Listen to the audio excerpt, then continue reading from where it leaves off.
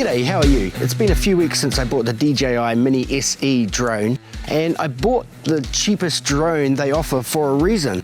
But now after this time has passed, and with time to think about it and also use the drone, do I regret it?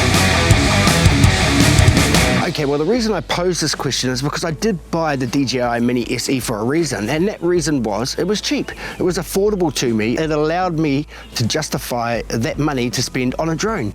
Whereas the more expensive drones, I really wasn't in a position to be able to justify that at that time.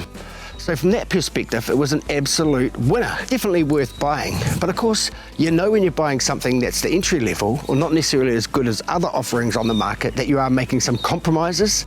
In this case, I made compromises on the range that the drone can go, and also on the quality of the resolution the drone can take in terms of videos. And look, the reason I'm dropping in about this is because I know many of you will be making the same decision as well, whether or not to justify the expenditure to get the MINI SE, or whether or not you're going to try and justify it to yourself to save up a little bit more or spend a little bit more now to get a more advanced drone. And one thing when it comes to regrets, what I would say is I don't regret what I don't have, but that's not to say that I don't want those things. It's just that I'm comfortable without them. Because in terms of my profile, the most of what I actually use a drone for, I can accomplish with the DJI MINI SE. And out to the extremities are the things like the long range flights or the high resolution shots.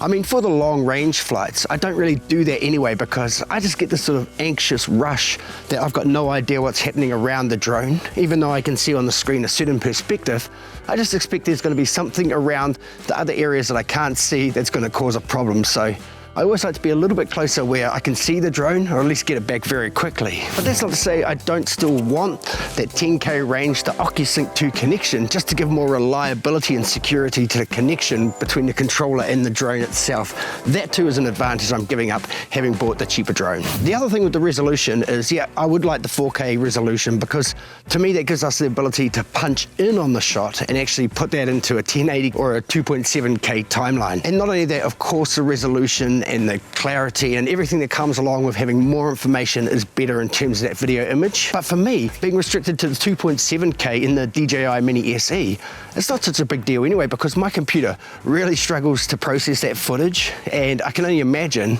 well, I don't have to imagine because I have had the 4K DJI footage before, and it was a real mission for my computer to process it.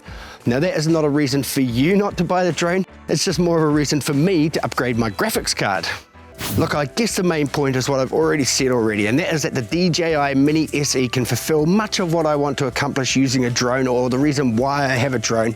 And the things I can't accomplish, I don't necessarily regret them. I would like to be able to do them, but I made the decision to buy the drone because it was the cheapest drone on the market, something that I could justify spending that money on. And so from that point of view, it's a win all around for me. It's only natural to want better or to want the best, but you also have to be comfortable with what you've got and enjoy it. And for me, I'm happy with the DJI MINI SE, I'm having fun, and those are the things that count to me. Thanks a lot for considering this along with me and for watching. We'll catch you on the next one. Bye.